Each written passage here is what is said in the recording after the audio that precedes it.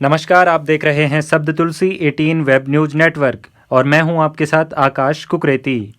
आगे बढ़ने से पहले एक नज़र इस हफ्ते की प्रमुख खबरों पर। मुख्यमंत्री त्रिवेंद्र सिंह रावत ने नैनी झील में जल गुणवत्ता आकलन प्रणाली का किया लोकार्पण। प्रदेश के महाविद्यालयों को 4G नेटवर्क से जोड़ने पर लगी मोहर। ऋषिकेश में रिवर राफ्टिंग गाइड हुए कोरोना पॉजिटिव। देहरादून पुलिस द्वारा चलाए जा रहे सत्य ऑपरेशन के काउंसलिंग सेंटर का हुआ उद्घाटन। देहरादून की कनुप्रिया रावत को बतौर साइकोलॉजिस्ट पोलैंड में रिसर्च के लिए चुना गया। कनुप्रिया भारत से चुनी जाने वाली इकलौती स्कॉलर हैं।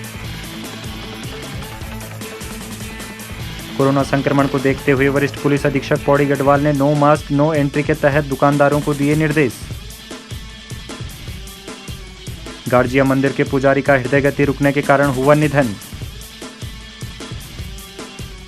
रामनगर के निकट धनगढ़ी नाले पर हुआ पुल निर्माण कार्य शुरू। ऋषिकेश बद्रीनाथ राष्ट्रीय राजमार्ग पर भूस्खलन के चलते एक बार फिर बंद हुई वाहनों की आवाजाही। सोमवार से खुल सकता है राष्ट्रीय राजमार्ग। 2 नवंबर से स्कूल जा सकते हैं 10वीं और 12वीं के छात्र। प्रदेश में कोचिंग संस्थानों को खोलने के लिए SOP जारी। कोचिंग सेंटर खुलने से संचालकों को मिलेगी राहत। अब खबरें विस्तार से। मुख्यमंत्री त्रिवेंद्र सिंह रावत ने नैनी झील में जल गुणवत्ता आकलन प्रणाली का लोकार्पण किया है। 1 करोड़ की लागत से स्थापित दिव्य नैनी झील जल गुणवत्ता आकलन प्रणाली से जल संरक्षण के साथ साथ जल की निर्मलता भी बनी रहेगी। मुख्यमंत्री त्रिवेंद्र सिंह रावत ने कहा कि नैनी झील हमारी सांस्कृतिक विरासत का एक अभिन्न अंग है और इसे स्वच्छ रखना हमारा कर्तव्य है। साथ ही उन्होंने कहा कि वर्तमान सरकार जल स्रोतों के संरक्षण और उनके पुनर्जीवन के लिए दृढ़ संकल्पित है। देहरादून में वरिष्ठ पुलिस अधीक्षक के निर्देशन में नशे के अवैध कारोबार में लिप्त व्यक्तियों के विरुद्ध प्रभावी कार्रवाई और नशे की गिरफ्त में आए युवाओं को बाहर निकालने के लिए ऑपरेशन सत्य के नाम से महाअभियान चलाया जा रहा है। अभियान को प्रभावी ढंग से आगे बढ़ाने के लिए पुलिस लाइन देहरादून में ऑपरेशन सत्य काउंसलिंग सेंटर का उद्घाटन किया गया। सेंटर में 4 काउंसलिंग कक्ष बनाए गए हैं, जिससे एक समय में 4 व्यक्तियों की काउंसलिंग की जाएगी। प्राप्त जानकारी के अनुसार प्रतिदिन 20 से 25 व्यक्तियों की काउंसलिंग का लक्ष्य रखा गया है।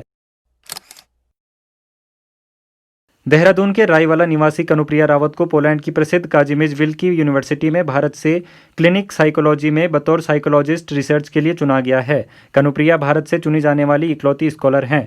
रिसर्च के लिए कुल 5 छात्रों को चुना गया है, उनमें से कनुप्रिया रावत भी एक हैं, जो उत्तराखंड के लिए गर्व की बात है। कनुप्रिया का मानना है कि क्लिनिक साइकोलॉजी में रिसर्च बहुत कम हुई है, इसलिए उन्होंने इसे रिसर्च का विषय बनाया है। मूल रूप से चमोली की रहने वाली कनुप्रिया बीते शनिवार को अंतर्राष्ट्रीय गढ़वाल महासभा द्वारा भी सम्मानित की जा चुकी हैं। रुख करते हैं अगली खबर का। पौड़ी गढ़वाल में कोरोना संक्रमण से बचाव के लिए वरिष्ठ पुलिस अधीक्षक महोदया सुश्री पी रेणुका जी ने दुकानदारों को नो मास्क नो एंट्री के तहत निर्देश दिए हैं कि बिना मास्क के ग्राहकों को दुकान में प्रवेश न करने दिया जाए। प्रभारी निरीक्षक श्री अनिल रतूड़ी जी के नेतृत्व में पुलिस टीम द्वारा श्रीनगर के अपर बाजार, गोला बाजार, सब्जी मंडी, वीर चंद्र सिंह गढ़वाली मार्ग, गणेश बाजार समेत अन्य कई स्थानों पर नो मास्क नो एंट्री के पॉम्पलेट चस्पा किए गए हैं। ऐसे में दुकानदारों द्वारा कोविड-19 गाइडलाइन में जारी दिशा निर्देशों का 100% पालन किए जाने का पूर्ण रूप से आश्वासन दिया गया है। उत्तराखंड के सभी राजकीय महाविद्यालयों को 4G कनेक्टिविटी से जोड़ा जा रहा है। आगामी 8 नवंबर को माननीय मुख्यमंत्री त्रिवेंद्र सिंह रावत राजकीय महाविद्यालय डोईवाला से इसकी शुरुआत करेंगे। 4G कनेक्टिविटी को लेकर उच्च शिक्षा विभाग, प्रौद्योगिकी विभाग और ITDA के साथ ही कार्यदायी संस्था रिलायंस जियो के अधिकारियों के साथ समीक्षा बैठक की गई। उद्घाटन अवसर पर गढ़वाल और कुमाऊं के 2 राजकीय महाविद्यालयों को 4G कनेक्टिविटी से जोड़ा जाएगा, जिसमें राजकीय महाविद्यालय डोईवाला, राजकीय महाविद्यालय चक्राता, राजकीय महाविद्यालय कोटाबाग और राजकीय महाविद्यालय गरुड़ शामिल हैं। संबंधित अधिकारियों ने बताया कि नेटवर्किंग का कार्य तीव्र गति से चल रहा है और दिसंबर अंत तक प्रदेश के सभी 105 राजकीय महाविद्यालयों को 4G नेटवर्क उपलब्ध करवा दिया जाएगा। ऋषिकेश में अब तक कुल 20 रिवर राफ्टिंग गाइड कोरोना संक्रमित पाए गए हैं। टिहरी जिले में स्वास्थ्य केंद्र के प्रभारी डॉक्टर जगदीश चंद्र जोशी के अनुसार बीते गुरुवार को कुल 17 राफ्टिंग गाइड कोरोना संक्रमित पाए गए हैं। बहुप्रतीक्षित धनगढ़ी नाले पर पुल निर्माण का कार्य 8 नवंबर से शुरू किया जाएगा। शिलान्यास की खबर सुनकर स्थानीय नागरिकों में खुशी की लहर है। रामनगर के निकट गढ़वाल और कुमाऊं के मुख्य संपर्क मार्ग में धनगढ़ी नाला बरसात में बहुत ही विकराल रूप ले लेता है, जिसमें हर वर्ष जनहानि होने की घटनाएं सामने आती हैं और यातायात बाधित रहता है। अब ऐसे में सांसद अनिल बलूनी की पहल पर आगामी 8 नवंबर से इस पुल का निर्माण कार्य शुरू किया जाएगा। ऋषिकेश बद्रीनाथ राष्ट्रीय राजमार्ग पर सड़क चौड़ीकरण के चलते यात्रियों को समस्याओं का सामना करना पड़ रहा है। 3 महीने आवाजाही ठप रहने के बाद त्योहारों को देखते हुए राजमार्ग पर वाहनों की आवाजाही बहाल कर दी गई थी, परंतु बीते शुक्रवार को कौडियाला तोता घाटी के पास भूस्खलन होने के कारण राजमार्ग एक बार फिर अवरुद्ध हो गया। अब ऐसे में उम्मीद है कि सोमवार तक राजमार्ग खुल जाएगा।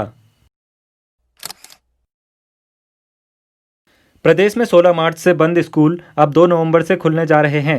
पहले चरण में 10वीं और 12वीं के छात्र स्वेच्छा से स्कूल जा सकेंगे। साथ ही सरकार 9वीं और 11वीं की कक्षाओं का संचालन करने के लिए भी तैयारियां कर रही है। प्रदेश में कोचिंग संस्थानों को खोलने के लिए एसओपी जारी कर दी गई है। मुख्य सचिव ओम प्रकाश जी ने कहा कि केंद्रीय गृह मंत्रालय और स्वास्थ्य मंत्रालय के आदेशों के तहत जारी की गई एसओपी का पालन करते हुए कोचिंग संस्थान खोले जाएंगे। कोचिंग संस्थानों में आने वाले छात्रों को भी अभिभावकों से अनुमति लेनी आवश्यक होगी।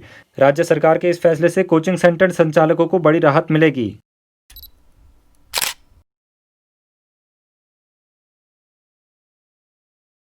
आज सोमेश पवार बद्रिकाश्रम वासी जो माणा बद्रीनाथ बामणी के रहने वाले हैं, यहाँ से साइकिल यात्रा में और कन्याकुमारी तक जा रहे हैं। ये पहला प्रयत्न उत्तराखंड से है, कम से कम बद्रिकाश्रम से, और यहीं के रहने वाले, यहीं के जन्मे।